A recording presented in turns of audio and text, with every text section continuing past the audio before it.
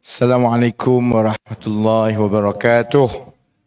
Selamat malam. Tachahau, Wanakkam. Alhamdulillahi Rabbil Alamin. Wassalatu wassalamu ala ashrafil anbiya wal mursalin wa ala alihi wa sahbihi ajma'in. Rabbi shrah li sadri wa yassir li amri wahlul 'uqdatam min lisani yafqahu qawli. Saudara Pusat Majlis, sahabat-sahabat yang telah berucap sebentar tadi, calon-calon yang akan bertanding, Saudari Nurin yang akan mempertahankan kerusi merbuk insya-Allah, dan Saudara Dr. Taufik kerusi Sungai Petani. Tadi Saudara Aizuddin pun calon kita di Kubang Pasu ada. Saya dah suruh dia balik Kubang Pasu. Kan? Sahabat-sahabat, adik kakak yang saya hormati sekalian. Alhamdulillah, saya ingat saya tak sampai dah malam ni dekat Merbuk. Sebab saya hilang sepenuhnya suara pagi tadi kan. Jadi, tapi sampai juga, walaupun punyalah jauh nak sampai Merbuk ni. Nasib baik pilihan raya hanya 1 kali 5 tahun. Kalau pilihan raya tiap-tiap 2 tahun, sumpah saya tak nak berkempen untuk pilihan raya macam ni. Cuma sebelum kita mula, malam ini saya nak cakap pasal PAS dengan UMNO. Sebab saya datang Kedah kan. Kalau cakap datang Kedah, dia kena cakap pasal PAS, dia kena cakap pasal UMNO. Tapi untuk kita mula, sama juga di tempat-tempat lain, saya nak bagi gambaran terutamanya kepada yang hadir, yang muda-muda. Sebab ramai yang muda-muda ni kadang-kadang dia tak ingat betapa hebatnya negara kita dulu-dulu. Sebelum dia jadi cacah merbah akibat ahli-ahli politik. Jadi kita jemput Saudari Aisyah untuk, itu ada gambar apa tu? Telefon, pandai korang mengganggu aku berucap, tapi tak apa. Kita mulakan dengan kita jemput Saudari Aisyah untuk kita tengok klip Tanah Pusaka.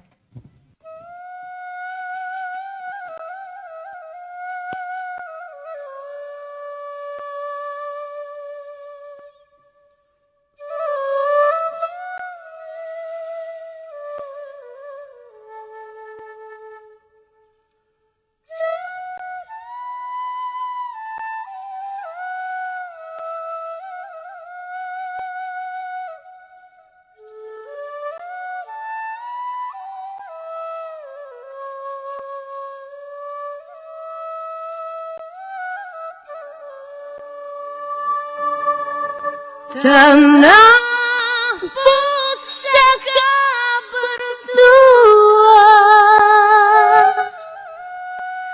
berbagai bangsa di dalamnya, hidup aman dan bersama, bersatu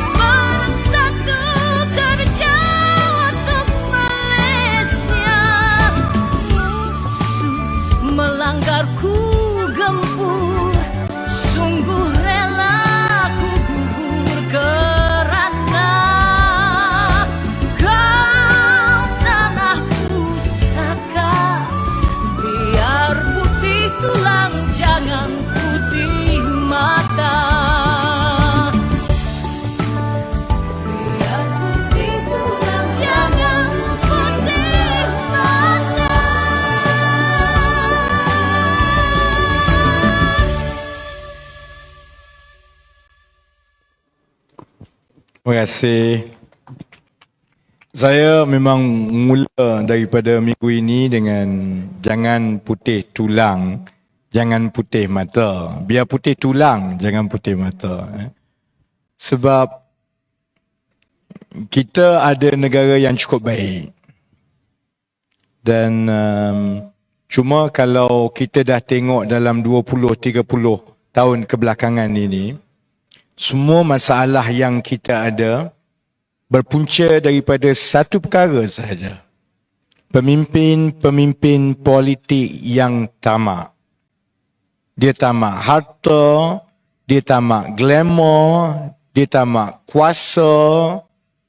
Jadi mereka berebut-rebut semata-mata untuk mereka dapat gaji 100-200 ribu. Cuma yang kalau ke atas sikit tu dia dapatlah. Kalau sakau projek dapat lebih banyak lagi.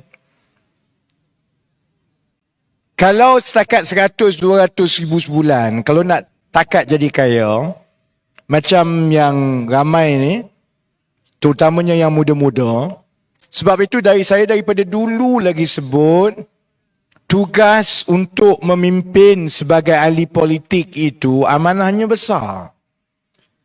Sebab kesilapan alpa kita, kesannya itu bukan saja kepada 30 juta rakyat negara kita sekarang, dia akan bawa kesan sampai generasi ke generasi yang akan datang.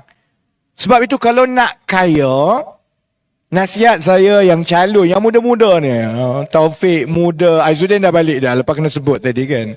Nurin lebih kurang umur macam saya, 40 lebih nak masuk 50. Yang muda-muda, kalau kamu nak kaya, buat bisnes. Tak payah masuk politik. Sebab politik tu kalau setakat nak dapat 30, 40, 50 ribu sebulan, orang kampung kat Merbuk rasa banyak lah 40, 50 ribu sebulan. Tapi sebenarnya 40, 50 ribu sebulan itu tak padan dengan dosa dan beban yang kita akan tanggung sampai bila-bila apabila kita tak laksana tugas dengan baik. Sebab bukan saja orang tak suka kat bawah ni, bukan saja generasi akan datang yang seksa, dia lebih penting ialah negara yang orang bangga. Macam Tanah Pusaka yang Aisyah duk nyanyi tu, lama-lama rakyat kita keseluruhannya pun dia dah hilang rasa bangga dengan negara kita. Itu sebab kita berkumpul malam ini. Saya tahu hujan, becak. Nasib baik ada kemah sikit kat tepi tu. Saya pun datang daripada Kuala Lumpur. Dalam perjalanan tadi saya kata aku serik dah nak datang Merbuk ni. 5 jam lebih dengan hujan dia semua nak keluar jam KL. Sampai kat sini berucap 1 jam. Balik semula 5 jam lebih. Habis subuh 7. Tidur 1 jam, pukul 8 bangun balik untuk kempen buat kerja. Untuk 3-4 bulan yang lepas dan terutamanya 1 bulan ni. Kalau saudara-saudari tanya saya serik. Memang tak nak, tak larat. Dengan hilang suara, demam dan macam-macam. Tapi saya ingat, saya lah paling kurang bagi saya. Sebab saya tak tengok yang politik ni soal kuasa, soal duit. Dia sebenarnya soal pahala, dosa pahala. Orang yang masuk politik, kalau niat kita betul, kalau kita betul-betul nak buat kerja, kita sedar segala kesilapan dan kelemahan kita, yang itu kita minta dengan Allah lah, supaya Allah permudahkan untuk kita. Tapi niat kita masuk politik untuk membantu. Kita ada sedikit kelebihan daripada orang lain. Kita mungkin ada kepakaran dalam bidang yang ahli politik tak lain tak tahu.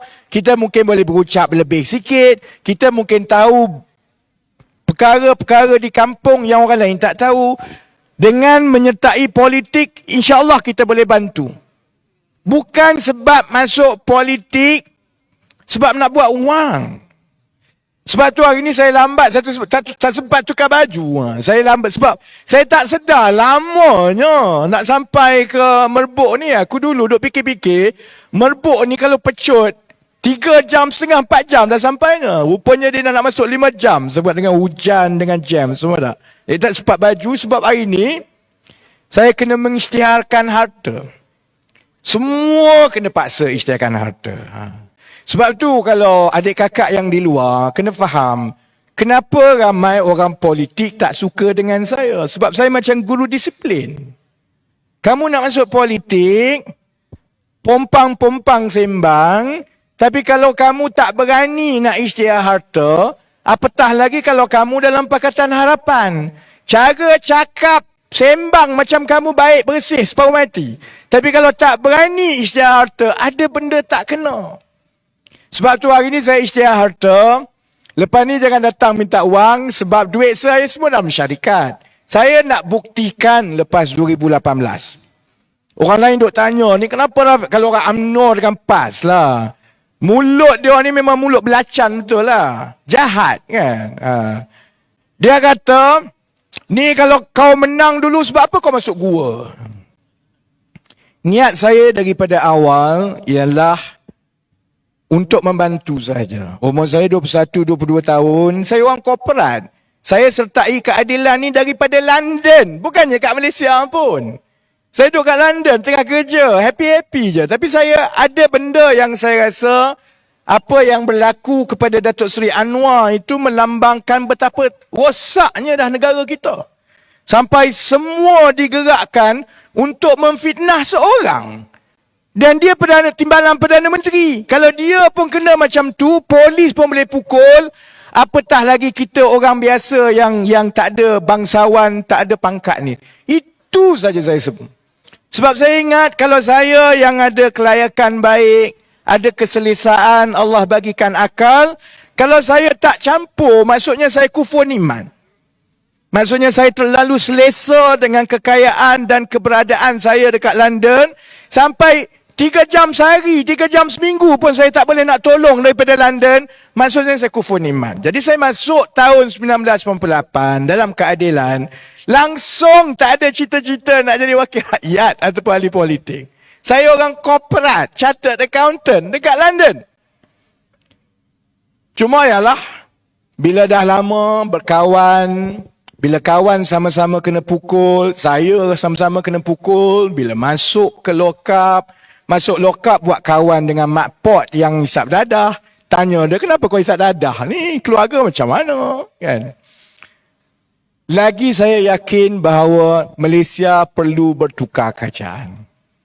Saya tak kata lah saya tak adalah kata UMNO ni sejahat-jahat manusia. Saya tak kata begitu. Dalam UMNO tu memang betul ada orang yang mungkin niat dia baik. Sama juga dalam PAS, ada orang yang niat dia baik. Tapi masalahnya kepala mereka itu telah buta. Sebab dia dah terlalu lama bergelumang dengan soal kuasa, soal jadi orang besar. Yang dia nampak ialah semata-mata macam mana nak kekal dalam kerajaan dan dapat jawatan yang besar supaya dia boleh hidup senang lenang. Soal payah anak-anak ni, rakyat ni dia tak pernah fikir. Tambah pula bila dalam keadaan UMNO, sejak zaman Najib, dia telah berleluasa soal sakau duit ni. Setiap seorang ada kes. Sakau. Selama ini dia tak pernah terfikir bahawa UMNO Barisan Nasional akan kalah. Bila berlaku tahun 2018, dia memang jadi macam cacing kepanasan. Sebab dia fikir, kalau aku tak lakukan sesuatu, giliran aku pula jadi domit kepada Najib dekat Hotel Kajang. Najib mungkin dapat, dia jadi macam ketua hostel lah. Katil dia besar sikit, mungkin ada tempat duduk sikit. Siapa yang masuk lambat sikit tu, dia duduk dapat bilik sel yang makin teruk dan makin teruk dan makin teruk. Jadi, sejak 2018, kegilaan dia bukan lagi pasal soal rakyat, saudara-saudara. Kegilaannya ialah, bukan kalau dulu, sebelum 2018, kegilaan ialah untuk mengumpul harta seberapa banyak untuk sakau. Selepas 2018, kegilaan ialah untuk pastikan tidak ke penjara. Dan dalam keadaan inilah tiba-tiba UMNO jumpa teman sejati yang dia duk bergaduh lama berpuluh tahun. Dia jumpa PAS. Sebab PAS tiba-tiba tengok selama 60 tahun aku tak boleh kalahkan UMNO Barisan Nasional. Buat macam mana pun paling hebat boleh menang dekat Kelantan, menang dekat Terengganu dengan dekat Kedah ni. Hanya apabila bergabung dengan PKR dan DAP. Tahun 1999 bergabung. Di Kedah tahun 2008 bergabung. Di Terengganu menang 2018 akibat gelombang yang dibawa oleh Pakatan Harapan masa itu. Jadi PAS fikir ini peluang kita untuk merasa. Kalau UMNO ni kuat, kita tak merasa. Baik, saya akan balik kepada cerita-cerita itulah. Tapi saya nak balik semula. Sebelum itu saya jangan, supaya tidak terlepas, saya nak beritahu kepada yang muda-muda. Kalau nak kaya, jangan masuk politik. Kalau nak kaya, jangan kerja kerajaan. Kalau nak kaya, jangan kerja JLC, kerja Petronas pun jangan. Tak boleh buat duit, saudara-saudari. Nak kaya, buat bisnes. Sebab itu saya lepas tahun 2018, memang niat saya daripada awal ialah membantu untuk menukar kerajaan Malaysia buat kali pertama secara demokratik. Sebab daripada saya kecil, muda lagi orang kata mustahil boleh kalahkan UMNO Barisan Nasional. Kalau yang pengundi-pengundi Cina yang bukan Melayu sebelum tahun 2018, semua takut. Semua beritahu, kalau bertukar kerajaan ni akan ada pertumpahan darah. UMNO takkan benarkan dia, kita akan huru-hara. Sebab kami dulu zaman reformasi tahun 1999 dah melalui. Bila orang Melayu semua menyokong pembangkang, PKR dan PAS masa itu, UMNO dan MCA gunakan untuk takut-takutkan orang Cina dan India. Kalau bertukar kerajaan, orang Cina kena bunuh. Sebab itu tahun 1999 Mahathir kekal. Jadi saya dah faham bahawa kita mesti melangkaui kebimbangan emosi bukan saja yang Melayu tetapi juga yang Cina dan India, bahawa negara kita boleh melalui perubahan demokratik secara aman. Jadi bila menang 2018, kita dah buktikan saudara-saudari adik kakak bahawa Malaysia menjadi satu-satunya negara yang selepas dijajah kemudian berada di bawah satu kerajaan yang berkuasa selama lebih 60 tahun, berlaku pertukaran secara demokratik dan cukup aman, tidak ada satu titik darah pun yang jatuh. Maknanya daripada 2018 lagi kita dah buktikan kita boleh, saudara-saudari, kalau kita nak buat. Kalau rakyat datang bersama, kita boleh, jangan bimbang. Sebab itu bila dah habis 2018, saya pun selesai lah. Orang yang jadi menteri lah. Saya tak ambil pot. Sebab bagi saya apalah sangat gaji 30,000 sebulan, tapi kena maki dengan rakyat tiap-tiap hari. Saya fikir lain sikit, tak macam orang lain. Tak tahu, labang ad takut nak jadi menteri besar. Tak berbaloi. Tak berbaloi. Kalau nak hidup senang, buat bisnes. Tak ada orang kacau kita. Tak ada orang nak maki. Tak ada nak kena jawab WhatsApp. Tak ada nak kena jawab Twitter. Senang. Jadi masa itulah saya kata tak apa. Saya pun tak bersetuju dengan hala tuju kerajaan PH masa itu. Daripada awal lagi saya kata tumpuan kerajaan PH.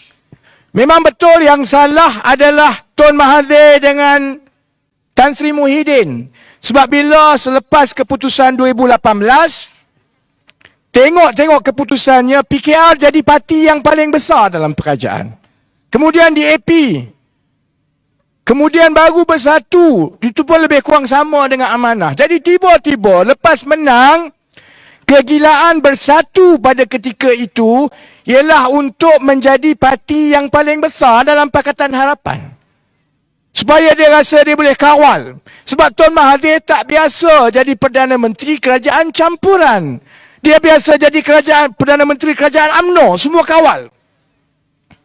Jadi daripada awal lagi, hari pertama pun lagi, tumpuan pentadbiran di bawah Tun Mahathir dan Tan Sri Muhyiddin dulu ialah macam mana nak bawa masuk orang-orang UMNO masuk ke Bersatu supaya Bersatu jadi parti paling besar.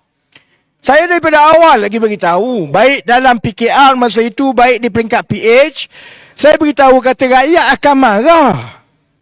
Kita menang ni sebab rakyat nak suruh buat perubahan.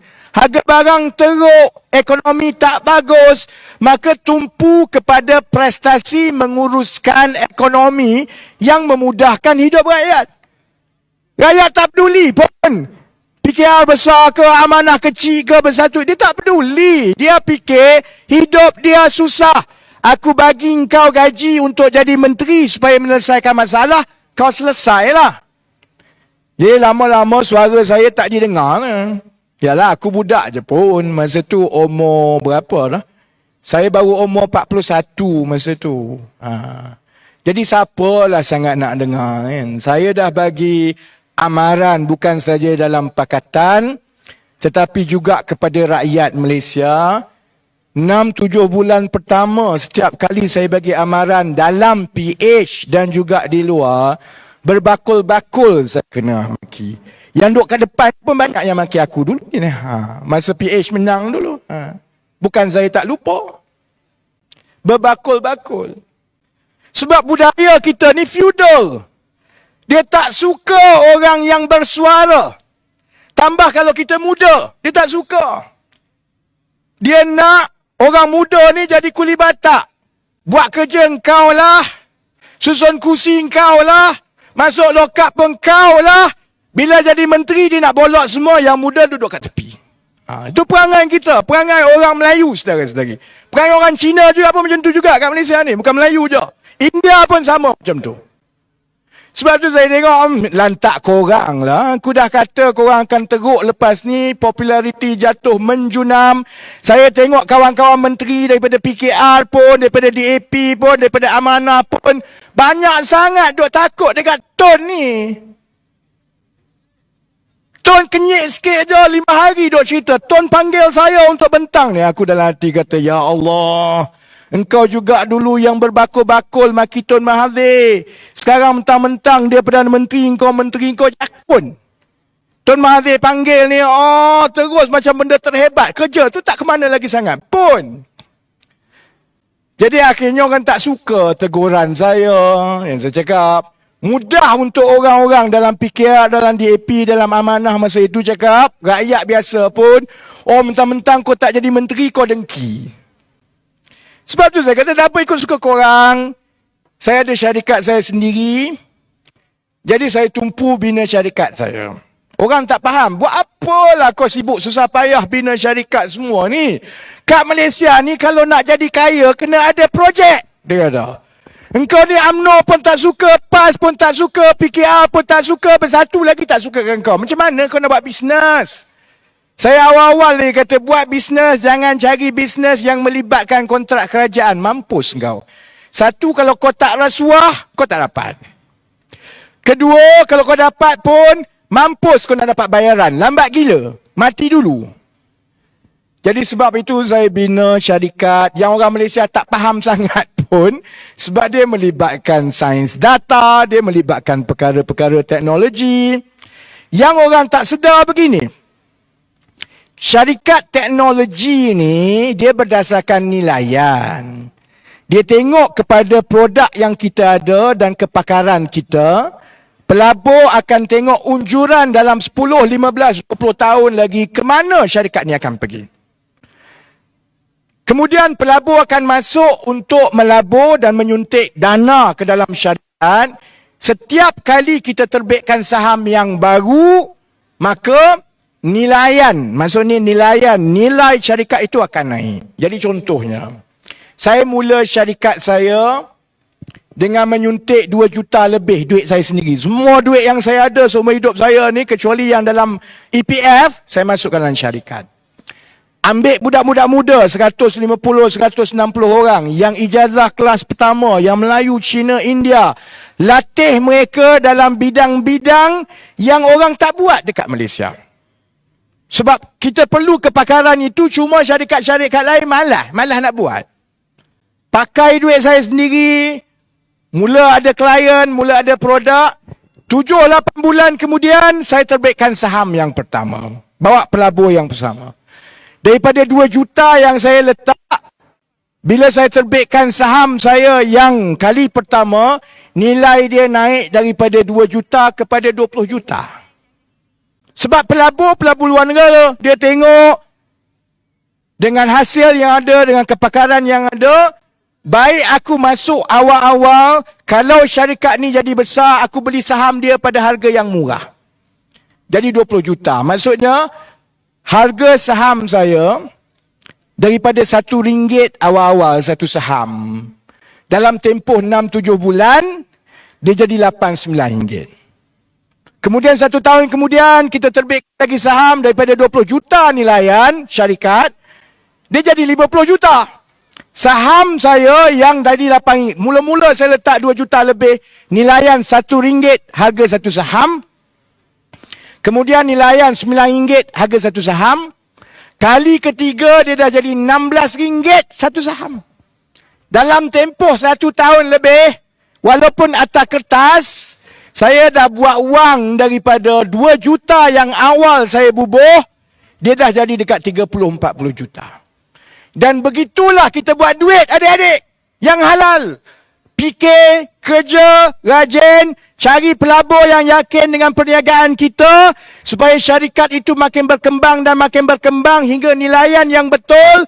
Bila dah betul, kita akan senaraikan di pasaran saham. Di Singapura ke, di London ke, di Hong Kong ke, paling koman pun di Kuala Lumpur lah. Jadi 2 juta yang saya mula-mula labur dari duit simpanan saya daripada muda, insya-Allah kalau paling teruk pun senaraikan syarikat di pasaran saham harga 100 juta. Maksudnya nilaian harga tu bila jual saham, orang beli saham semua campur semua saham yang orang beli 100 juta. Kalau saya masih lagi mengawal 40% saham dalam syarikat itu, dalam tempoh 5-6 tahun saudara-saudari, saya daripada 2 juta jadi 40 juta duit saya. Macam tu sepatutnya yang kita ajar budak-budak kita. Sebab itu masa orang tanya, kenapa kamu tidak masuk politik? Kenapa kamu tidak berebut? Kenapa kamu tak ambil pot? Sebab saya rasa cerdik saya lagi lah daripada yang berebut jadi menteri tu. Sebab lepas 6-7 tahun saya kerja, lepak-lepak. Nurin tahu saya kat mana kat office. Kadang-kadang saya duduk lepak atas bumbung je. Tengok kiri, tengok kanan, bercakap dengan burung. Tak payah bimbang pasal apa-apa. 6-7 tahun. Maksudnya kalau harta saya, saham saya apabila diapungkan, disenaraikan jadi 50 juta, maksudnya nilai harta saya kembangkan. Gaji saya lebih kurang 10 juta sebulan. Sebab tu saya beritahu yang muda-muda, yang cerdik-cerdik ni, tak payahlah kamu duk cium tangan untuk jadi CEO JLC. Untuk jadi pegawai-pegawai kerajaan yang besar-besar, untuk jadi ahli-ahli politik menteri.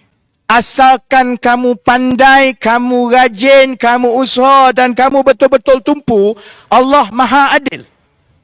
InsyaAllah kamu dapat. Yakin benda itu saudara-saudara.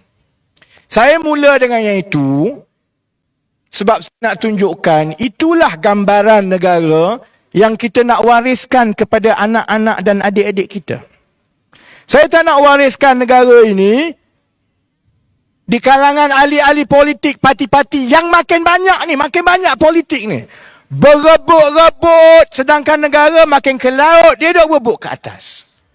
Dia rasa dia hebat, dia dapat jawatan jadi menteri dengan strategi kiri kanan. Sekejap cium mulut dengan orang tu, sekejap maki orang ni. Sedangkan tiap-tiap hari, anak-anak yang muda tu masalah dia tetap sama. Gaji tak cukup, kerja tak sepadan dengan kelayakan dia. Bila dia kahwin, gaji dan beban hidup itu tak padan dengan tanggungan dia. Dia tengok Netflix tiap-tiap tahun, tiap-tiap hari, tiap-tiap bulan. Dia boleh nampak, malunya lah aku Malaysia ni. Vietnam pun jauh lagi hebat daripada kita sekarang. Kenapa kita tak boleh ada bandar dan rumah macam Korea? Sedangkan kita dulu lagi kaya daripada Korea tahun 80-an. Saya tak nak anak-anak kita wariskan negara ini macam ini. Saya dah merasa daripada hidup susah anak orang kampung. Mak ayah pergi belajar 6. Lepas tu pandai-pandai besarkan kita orang. Tapi melalui pendidikan, peluang dan mak ayah saya ajar satu benda saja. Kamu rajin, kamu cerdik, kamu tak minta apa-apa dengan orang sebab kamu jujur. InsyaAllah kamu hidup selamat dan aman. Dan insyaAllah itulah petua saya sampai hari ini.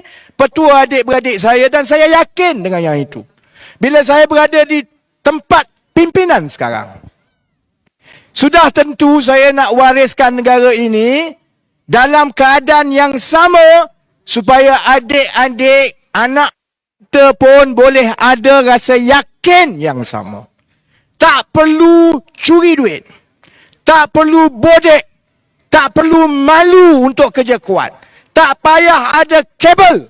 Kamu cerdik, kamu pandai. InsyaAllah kita akan melahirkan jutawan demi jutawan demi jutawan dari kalangan anak-anak kita. Supaya bila dia dah kaya dan ada perniagaan yang baik, dia pula melahirkan peluang-peluang pekerjaan kepada adik-adik dan anak-anak di kawasan sekitar dia. Saudara-saudari, itu ilmu ekonomi Islam. Bukan saya kata. Perkara itu ditulis oleh Ibn Khaldun lebih kurang 1000 tahun yang lepas. Bahawa untuk memakmurkan satu masyarakat, kerajaan jangan cukai terlalu banyak. Kerana kalau cukai terlalu banyak, ia mengambil wang daripada golongan peniaga. Kerana golongan peniaga ini adalah nadi masyarakat. Yang kita nak ialah melahirkan peniaga yang jujur, yang rajin, yang berkebajikan. Supaya dengan kekayaan dia, dia boleh wujudkan peluang pekerjaan dan macam-macam untuk masyarakat setempat. Baik. Itu cita-cita yang PKR ada. Itu gambaran masa depan untuk anak-anak dan adik-adik muda kita. Ni nak masuk pilihan raya ni. Saya duk tunggu juga. Apa sebenarnya gambaran yang kita akan dapat daripada UMNO Barisan Nasional dan BN-PN?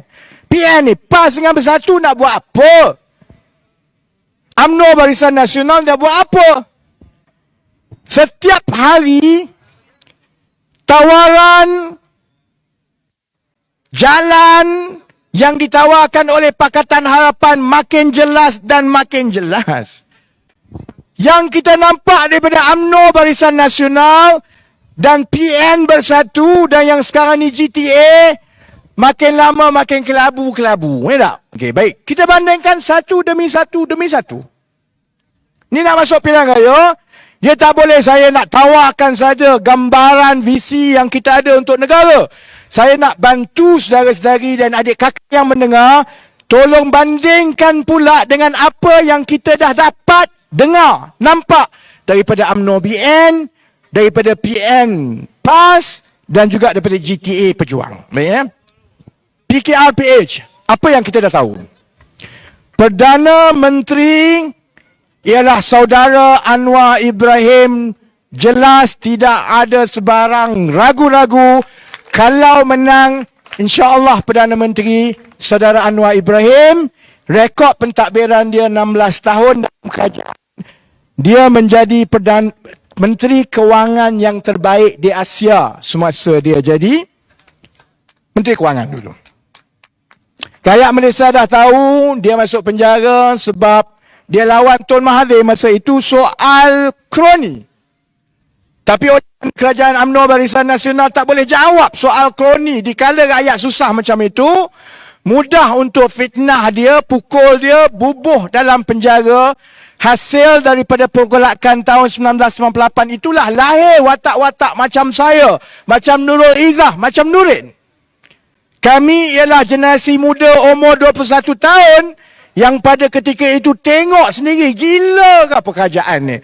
Orang tengah sengsara sebab kemelesetan krisis kewangan, kamu duk bergaduh, berbuduhan sama sendiri sampai kamu humban timbalan Perdana Menteri dalam penjara. Itu PKR. Ya. Apa gambaran dan visi yang kita bagi kepada rakyat daripada PKR? Pertama, kita cuba sedaya upaya untuk memastikan bahawa wakil-wakil rakyat kita dan menteri-menteri kita bukan sahaja bersih, bukan sahaja amanah, tapi mereka terdiri daripada golongan yang pelbagai kemahiran dan kepakaran dan latar belakang. Mereka ada Melayu yang cerdik, ustaz-ustaz dan ulama'. Mereka yang balik daripada Mesir pun ada, mereka yang balik UK macam saya pun ada, mereka yang balik Jepun pun ada. Masing-masing kita susun Melayu, Cina, India, tua, muda, wanita, supaya dia melambangkan dan mewakili keseluruhan rakyat Malaysia. Dan syaratnya, semua mereka ini mestilah ada kepakaran, kelayakan dan pengalaman bekerja yang baik.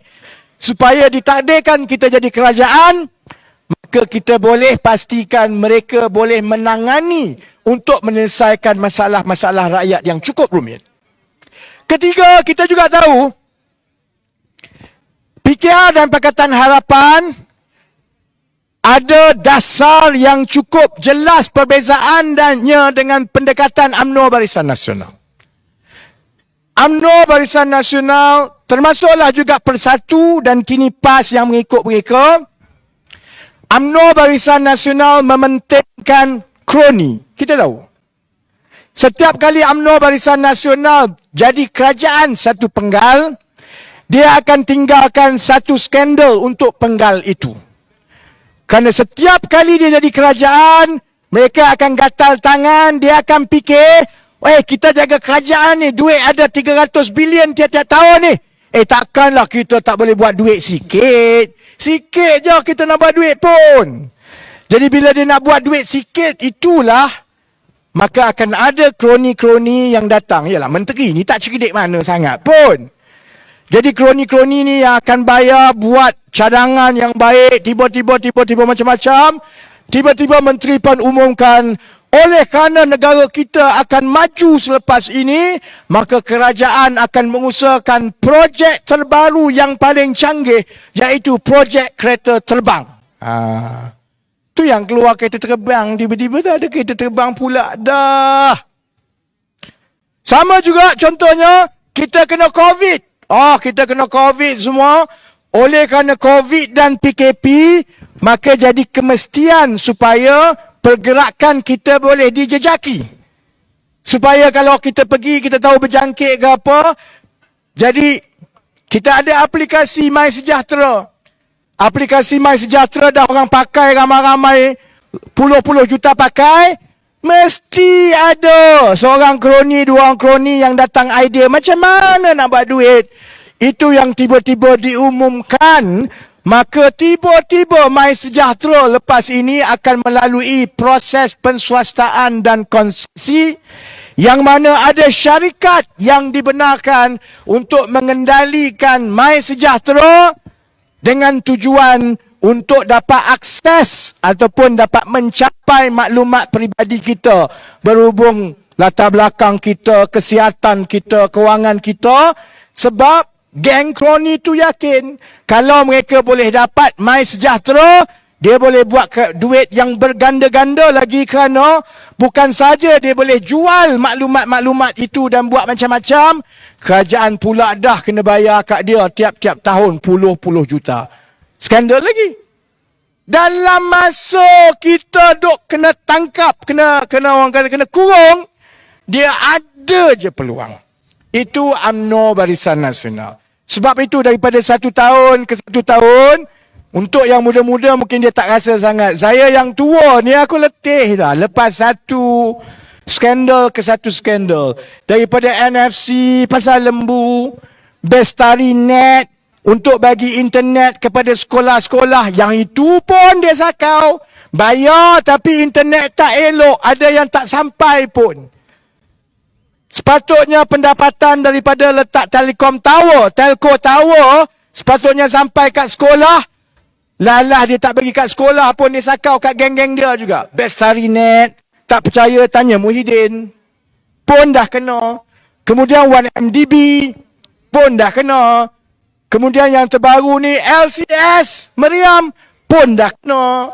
Jadi kalau saudara-saudari adik kakak tahu tawaran UMNO Barisan Nasional, tawaran dia ialah jom sakau lagi. Manifesto dia ialah yang mana belum sakau lagi. Kalau tak percaya, tanya Perdana Menteri. Sama dia pun calon Perdana Menteri pun dia nak sakau juga. Dia umum Ismail Sabri sebagai calon Perdana Menteri poster boy. Dia kata.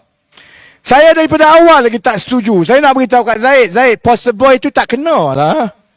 Poster boy ni kena boy yang betul lah, segar lah sikit muka dia supaya yang muda-muda ni suka. Kalau nak letak poster uncle pun tak kena Ismail Sabri ni. Sebab orang tengok muka dia, orang nampak dia blur, dia mengantuk je. Tapi dia umum kat semua orang, kalau BN menang, maka Ismail Sabri jadi Perdana Menteri. Tak sampai 2 minggu, saudara-saudari, kita semua pernah melalui pengalaman kena scam ni tau. Kita order kat Shopee binatang lain, tengok cantik-cantik, komen cantik-cantik, datang binatang lain. Order kursi sofa besar ni, ingat boleh tidur, mari pesan ni. Kita semua dah kena scam ni. UMNO Barisan Nasional, sama dia Perdana Menteri, dia nak scam, saudara-saudari. Calon Perdana Menteri, dia nak scam. Jadi saudara-saudari dah boleh bandingkan antara PH dengan BN lah. Ismail Sabri sendiri rasa dia nak kena scam. Itu yang saya lawak. Pagi ni Ismail Sabri tweet. Ada tengok lah Ismail Sabri tweet. Dia pun saya agak kalaulah kerana dah tak terlanjur, saya ingat dia dah masuk dah sekarang. Dia pun dah naik atas pentas kita terak ni sebab pagi ini dia tweet ayuh Malaysia. Tu saya kata, Datuk Seri terlupa ke? Ayuh Malaysia tu kita orang punya. Cuma saya tak terkejut lah. UMNO untuk 1 tahun kebelakangan ini, dia bukan saja sakau duit, dia juga sakau slogan. Slogan pun dia sakau lagi. Dulu dia masa zaman Najib nak masuk penjara, sedih Rosmah ni, dia duduk jerit, lawan tetap lawan. Lawan tetap lawan tu kita punya, bukan dia punya. Sekarang nak masuk pilihan raya, Ismail Sabri duduk jerit, ayo Malaysia pula. Dah. Jadi saudara-saudari boleh tengok bandingkan PH, BN, jelas. Pilih PH, dapat Perdana Menteri seorang yang teruji, tak kena scam. Dapat dasar yang cukup baik kerana kita tahu nak ke mana. Dapat calon-calon yang kita telah cuba sedaya upaya tapis dan perketatkan sehingga seorang demi seorang kena isytiharkan harta.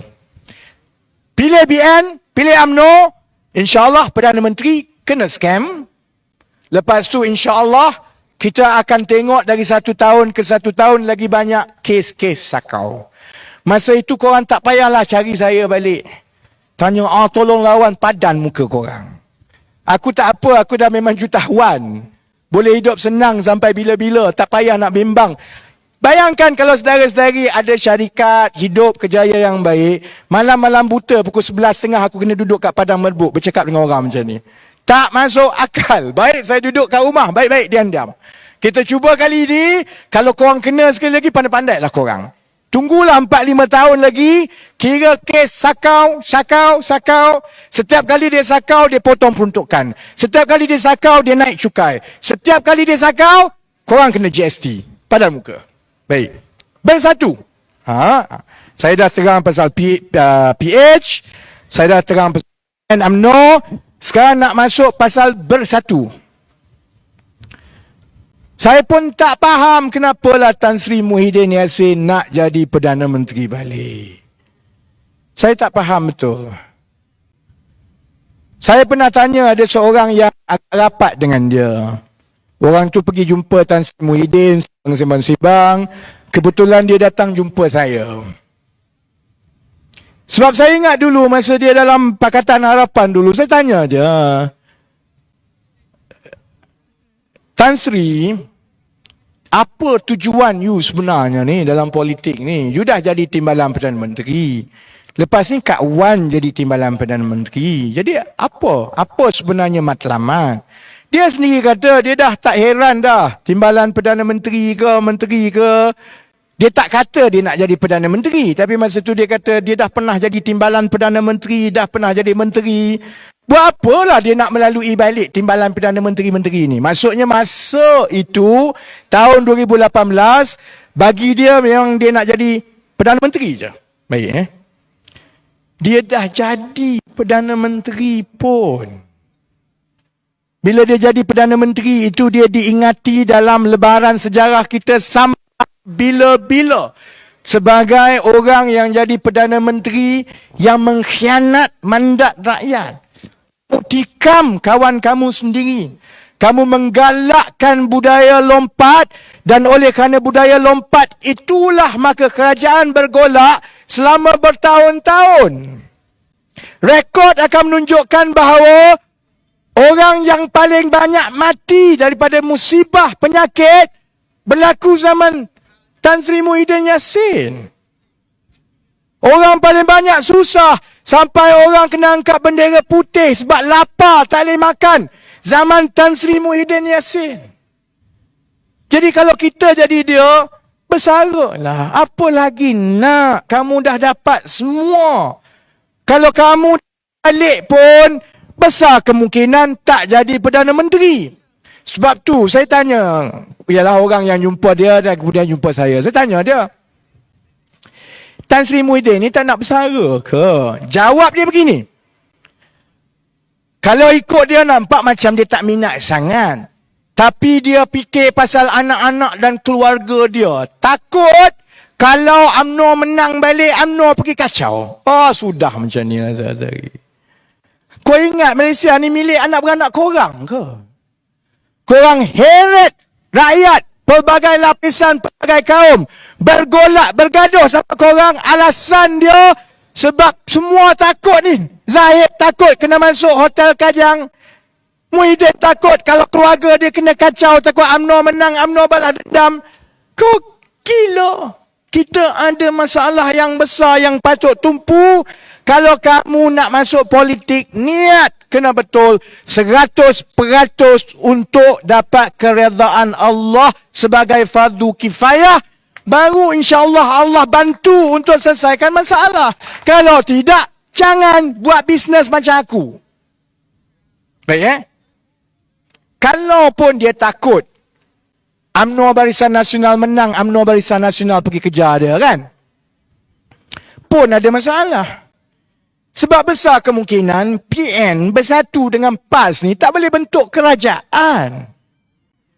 Tidak ada tanda-tanda PN akan dapat lebih daripada 20 ke 25 kerusi parlimen di seluruh Malaysia. Itu pun bukan kerusi-kerusi bersatu, itu kerusi-kerusi PAS. PAS akan menang sebahagian di Kelantan, di Terengganu, di Kedah, mungkin sedikit di Perak. Bersatu kalau lepas pun mungkin 1 kursi, 2 kursi saja di seluruh negeri lain.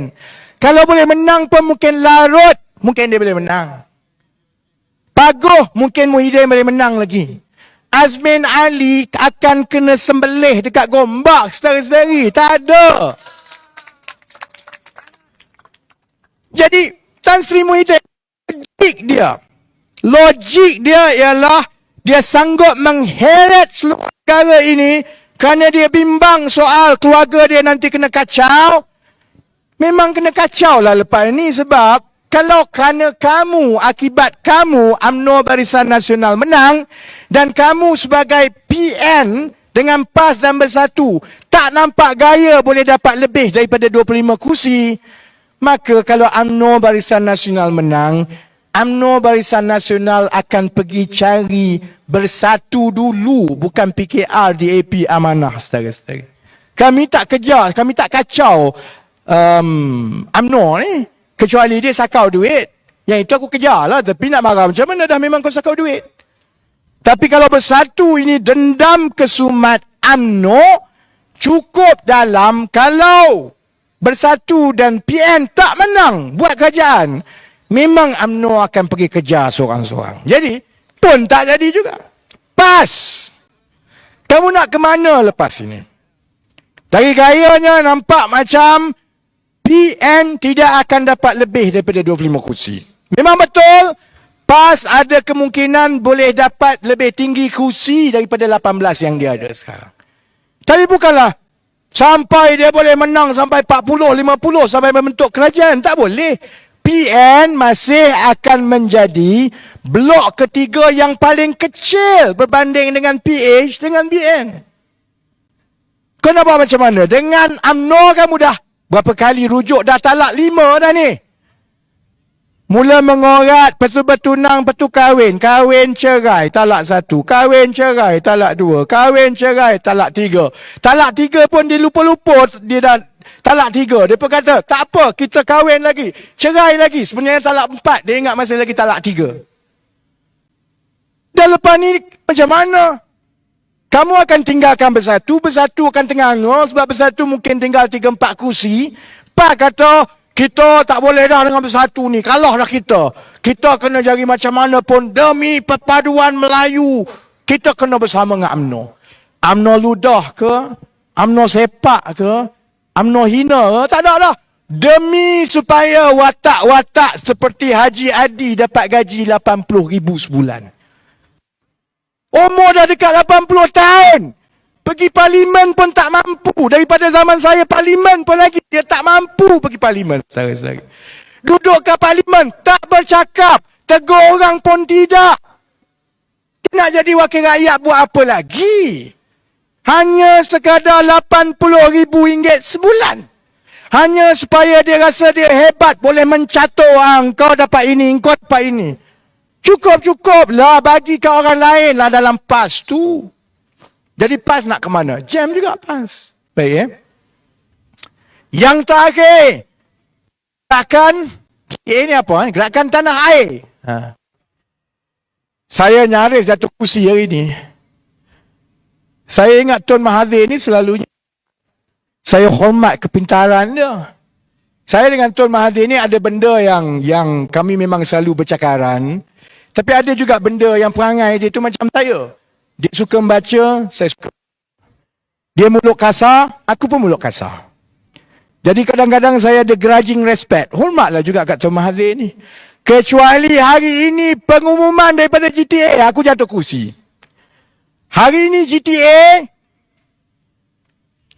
Datuk Ibrahim Ali mengatakan bahawa Tun Mahathir ni dah tua.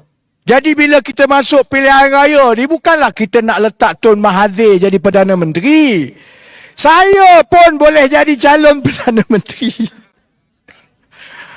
Ibrahim Ali. Kalau Ibrahim Ali jadi Perdana Menteri, saya akan berpindah keluar daripada Malaysia. Aku pergi balik kat UK dekat London. Aku dah duduk dengan Mat Saleh balik lah. Buat bisnes kat sana lah. Kau gila Ibrahim Ali jadi Perdana Menteri.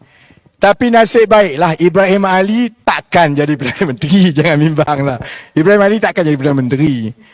Tapi gila ke apa tawaran semata-mata kerana setiap satu parti ni yang BN ada soal Zahid tak nak masuk penjara. PN ada soal Muhyiddin kata nanti dia kacau keluarga-keluarga dia semua. Tun Mahathir aku pun tak tahu apa. Kan Najib dah masuk penjara Tun. Berehatlah. Gaya-gaya kamu buat kacau macam ni tiba-tiba Ibrahim Ali pun bercita-cita. Boleh aku jadi Perdana Menteri ni kan. Jadi sebab itu saudara-saudari, macam saya sebut tadi, terutamanya kepada yang muda-muda. Saya faham agaknya kalau saya umur 20-an, 19 tahun, mengundi buat kali pertama, tak pernah mengundi. Aku tengok ke atas ni, aku kata dia orang ni gila ke apa? Bilalah semua ni, dia orang ni nak bersara. Tak faham ke masalah aku kat bawah ni? Aku peduli apa soal korang ke atas tu? Aku nak tahu korang boleh selesaikan masalah aku ke tidak. Aku nak masuk universiti ni, kau nak tolong ke tidak? Kalau aku ambil PTPTN, bayar hutang sampai puluh-puluh ribu, nanti bila aku keluar, nanti aku akan dapat kerja ke? Ataupun aku keluar menganggur hutang berpuluh-puluh ribu, aku kena jual goreng pisang tepi jalan. Kalau aku tahu aku nak kena jual goreng pisang tepi jalan, aku tak adalah masuk universiti awal-awal. Aku goreng pisang awal-awal lah. Umur 28-29 tahun dah ada 20 gerai goreng pisang. Dah kaya lah. Kesian kat budak-budak ni. Jadi saya faham kalau yang bawah ini dia tengok ke atas ni dia kata, punyalah cacar merbau orang tua ni. Sebab itu saya minta yang muda boleh nampak. Yang berumur 30-40 tahun macam kita yang 50 tahun ini. Kita ada tanggungjawab supaya kita tidak meneruskan kesilapan demi kesilapan yang telah berlaku. Kalau ini berterusan, kita kena maki dalam kubur nanti. Saya tak apa. Saya boleh cakap besar, saya rasa lega. Kalau apa pun jadi kat Malaysia selepas ini, saya rasa insya-Allah saya dah buat tanggungjawab dan amanah saya. Saya tak ada keperluan untuk buat semua ni. Tapi tak apa, fardu kifayah. Kita cuba. Kalau saya tak dapat, insya-Allah ada anak-anak muda lain yang akan dapat sumber inspirasi, dia sambung. Dia pula sambung. InsyaAllah saya dah buat tanggungjawab saya. Tapi saudara-saudari yang akan mengundi, yang umur 30, 40, 50, Melayu, Cina, India. Apa saudara-saudari nak jawab kepada yang muda-muda dan anak-anak bila kita terus membiarkan keadaan cacar merbau seperti yang ada dekat atas. Jadi gunakan yang terbaik. Saya hanya boleh beritahu keadaannya nampak begitu baik, saudara-saudari. Kalau keadaan sekarang ini, saya rasa kita berada dalam lingkungan 80 ke 90 kerusi parlimen di Semenanjung yang menjadikan Pakatan Harapan blok yang paling besar sekali. Nombor 2, bloknya ialah UMNO BN. Nombor 3 ialah blok Sabah Sarawak. Paling hujung sekali ialah blok PN, Bersatu dan PAS. Jadi pengundi atas pagar kena fikir. Kalau kamu bagi undi kepada BN dan PN, kamu menghabiskan boreh saja. Seronok tepuk tangan, ada 10-20 orang wakil parlimen daripada BN dan PN, tapi dia tidak boleh mengubah apa-apa kerana BN dan PN tak boleh jadi blok yang boleh membentuk kerajaan. Kalau yang atas pagar suka UMNO Barisan Nasional, kamu kena fikir kalau sokong UMNO Barisan Nasional, Perdana Menterinya ialah Zahid Hamidi.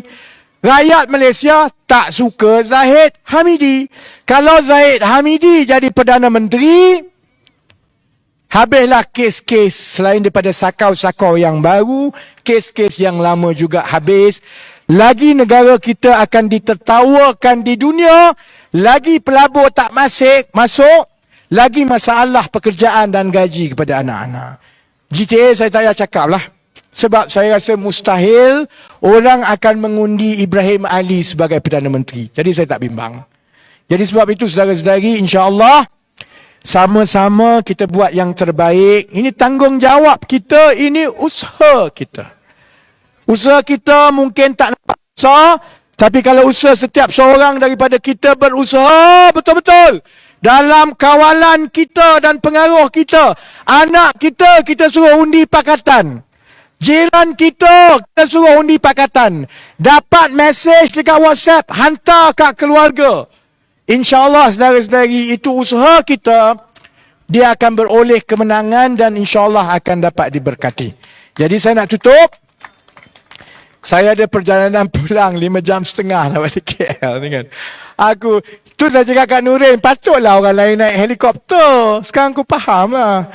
Ponat tau, 5 jam datang, 5 jam balik, tengah demam ni kan. Tapi saya nak tutup begini. Saya memang tutup, saya sebut ayuh, saudara-saudari sambut Malaysia, supaya satu merbuk boleh dengar. Kalau tak satu merbuk pun satu padang lah boleh dengar. Saya sebut ayuh, saudara-saudari sambut Malaysia. Saya sebut kita, saudara-saudari sambut dengan boleh. Okey? Ayuh! Ayuh! Ayuh! Kita! InsyaAllah kita boleh lakukan 19 November keluar undi ramai-ramai. Sekian sesi, nandri, wanakam, alhamdulillah, wabillahi taufiq wal hidayah. Wassalamualaikum warahmatullahi wabarakatuh. Terima kasih. Waalaikumsalam warahmatullahi wabarakatuh. Terima kasih ucapkan kepada saudara Rafizi Ramli di atas ucapan penutup pada malam ini di Parlimen Merbuk. Terima kasih kepada hadirin dan hadirat kerana sudi hadir walaupun hujan lebat. Tapi selepas hujan makin ramai datang. Terima kasih untuk anda. Jadi dengan ini saya mengucapkan wabillahi taufiq wal hidayah. Wassalamualaikum warahmatullahi taala wabarakatuh. Sehingga kita berjumpa lagi di Jelajah Terayu Malaysia. Jumpa sana. Mohon sukarelawan daripada Merbuk untuk bantu kemas dan angkat speaker. Terima kasih.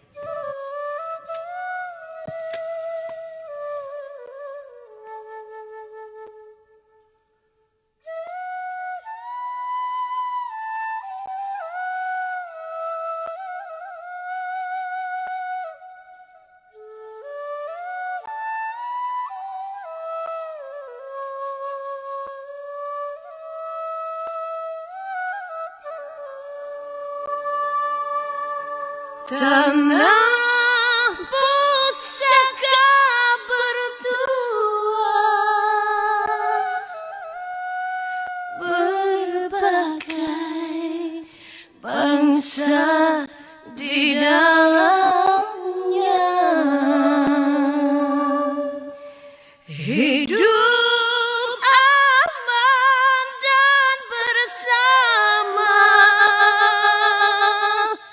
Bersatu kerja untuk Malaysia.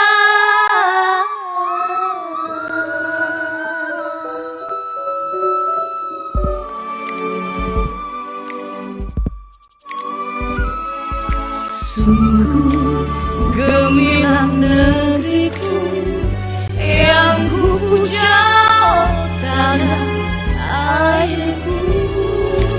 Di merata dunia harum semerbak namamu, oh Malaysia.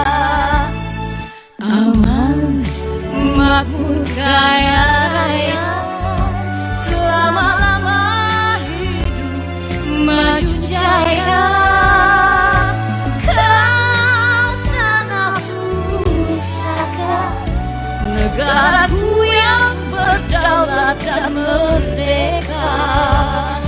Tanah pusaka bertua, berbagai bangsa di dalamnya, hidup aman dan bersama. Bersatu kerja untuk Malaysia.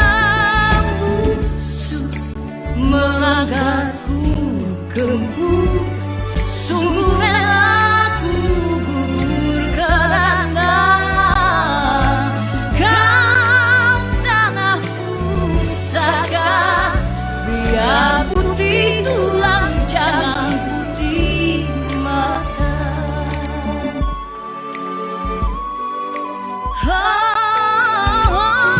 Tanah pusaka bertua, berbagai bangsa di dalamnya, hidup aman dan bersama.